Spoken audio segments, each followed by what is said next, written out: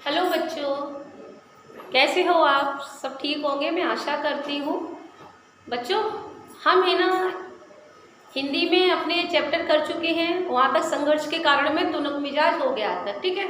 तो अब लेते हैं हम लोग, और संस्कृत में भी हम एक चैप्टर और आगे का कर चुके हैं, अनायकाया जिज्ञासा। तो अब इसके बाद आगे चलते हैं हम लोग व्याकरण मणिका से। आपका चल रहा है पाठ 16 वाक्य शोधन, ठीक है। पाठ 16 वाक्य शोधन। वाक्य आप जानते हो क्या होते हैं? कई शब्दों से मिलकर के वाक्य का निर्माण होता है, उसे हम वाक्य कहते हैं, ठीक है।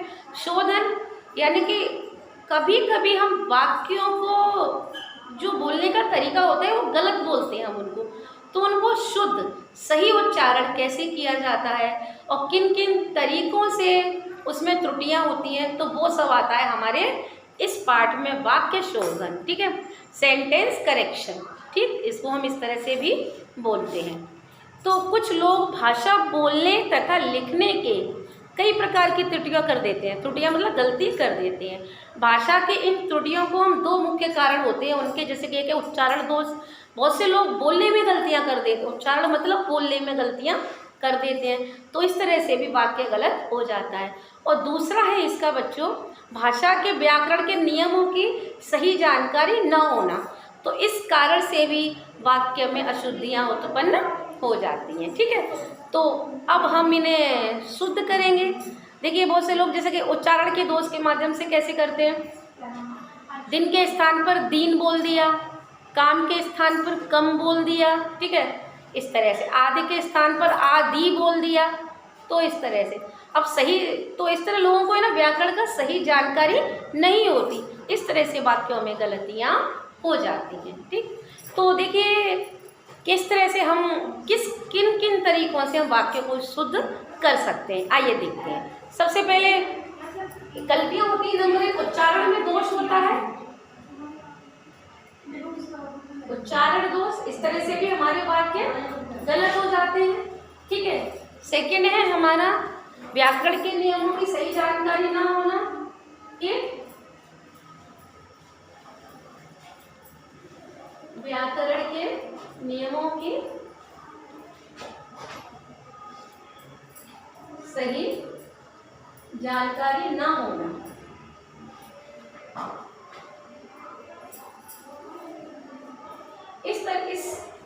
इस कारण भी हमारे वाक्य गलत हो जाते हैं, ठीक है। अब देखिए, अब इनको आइए हम लोग विस्तार से समझते हैं एक एक पॉइंट करके। अब सबसे पहले वाक्य में जो अशुद्धियाँ होती हैं वो लिंग के माध्यम से होती हैं, लिंग संबंधी अशुद्धियाँ होती हैं। जैसे कि देखिए नंबर 1, चलिए इसमें हम देखते हैं नंबर 1, लिंग संबंधी अशुद्धियाँ। क्या अशुद्धि होती है लिंग संबंधी? आप देखिए, जैसे कि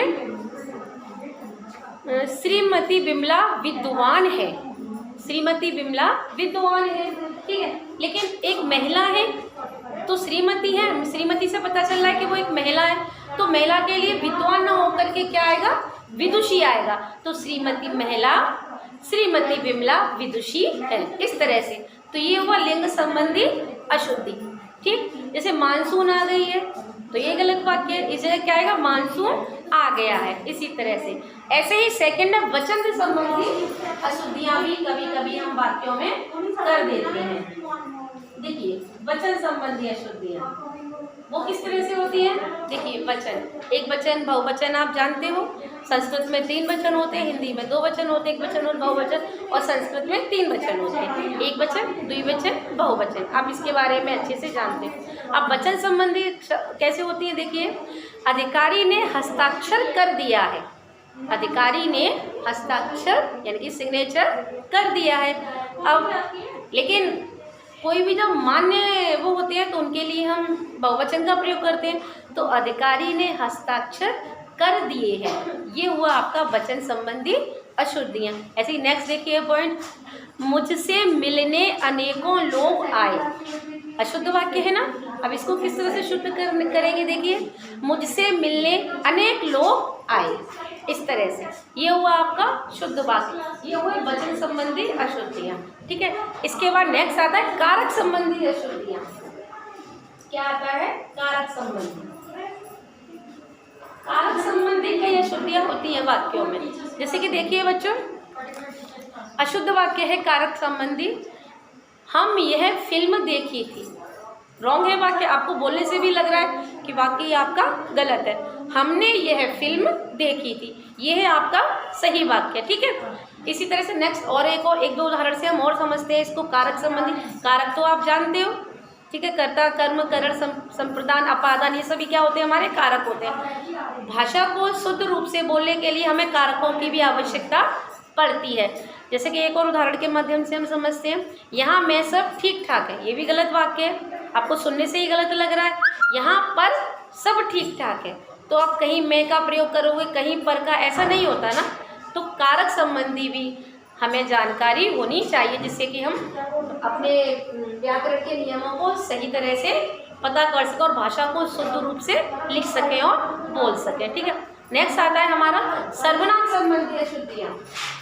ये देखिए सर्वनाम, कि हमें कहाँ सर्वनाम का प्रयोग करना है शब्द में और कहाँ हमें संज्ञा शब्द का प्रयोग करना है। इस तरह से ये भी अशुद्धियाँ होती हैं वाक्यों को शुद्ध बोलने में और लिखने में।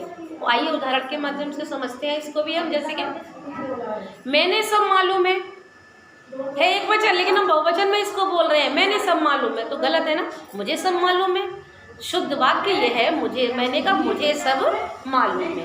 नेक्स्ट है मेरे को कुछ नहीं बताना है, ये भी गलत है, मुझे कुछ नहीं बताना है। ठीक है, इस तरह से। अब ऐसे ही नेक्स्ट है क्रिया संबंधी अशुद्धियाँ भी होती हैं। ये देखिए